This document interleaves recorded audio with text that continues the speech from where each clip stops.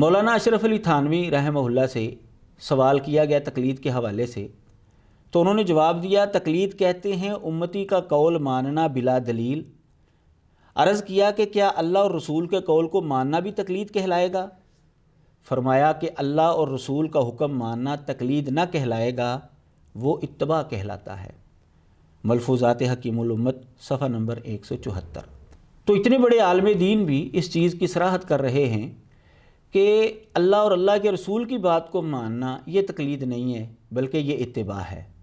تقلید کسی امتی کی بات کو ماننا، یہ تعریف بھی ہمارے سامنے روز روشن کی طرح یہ بات بیان کر رہی ہے کہ قرآن اور حدیث کے خلاف کسی کی بات کو ماننا یہ تقلید ہے، اللہ اور اللہ کے رسول کی بات کو ماننا یہ تقلید نہیں کہلائے گا۔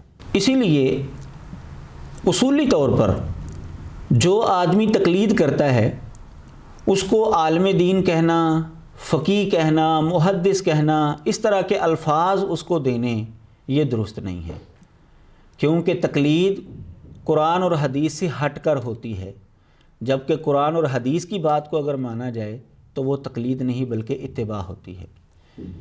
اہل علم جو ہیں خود اس چیز کی صراحت کرتے ہیں، لکھا ہے الحاوی للفتاوی امام سیوطی کی، اس میں لکھتے ہیں وَمَعْلُومٌ أَنَّ لَفْظَ الْفُقَهَاءِ وَالْعُلَمَاءِ إِنَّمَا يُطْلَقُ عَلَى الْمُجْتَهِدِينَ۔ کہتے ہیں یہ بات تو معلوم ہے، واضح ہے کہ فقہاء اور علماء کا لفظ جو ہے یہ مجتہدین کے اوپر بولا جاتا ہے۔ وَأَمَّا الْمُقَلِّدُ فَلَا يُسَمَّى فَقِيهًا وَلَا عَالِمًا، لیکن جو مقلد ہوتا ہے نہ اس کو ہم فقیہ کہہ سکتے ہیں نہ اس کو عالم کہہ سکتے ہیں۔ کما نص علیہ اہل الفقہ والاصول، جیسا کہ اہل فقہ اور اہل اصول نے اس چیز کی نص بیان کی ہے، واضح طور پر انہوں نے یہ فیصلہ کیا ہے کہ مقلد آدمی کو نہ ہم فقیہ کہہ سکتے ہیں نہ عالم کہہ سکتے ہیں۔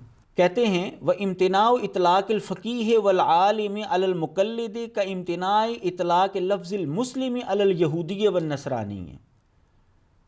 اب تشبیہ کو ذرا دیکھیں کہ کس قدر خطرناک جو ہے وہ تشبیہ دے رہے ہیں۔